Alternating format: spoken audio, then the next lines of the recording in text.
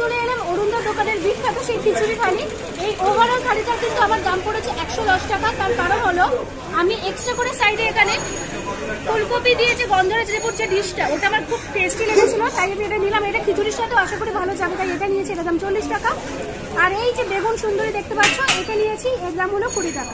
আর তোমরা যদি আলাদা শুধু এখানে খিচুড়ি থালিটা নিতে যাও, যেটার দাম 50 টাকা, তার মধ্যে পড়ছে এখানে খিচুড়ি, এরকম বাটার দেওয়া, ঘি দেওয়া ডিলিশিয়াস খিচুড়ি, গরম গরম।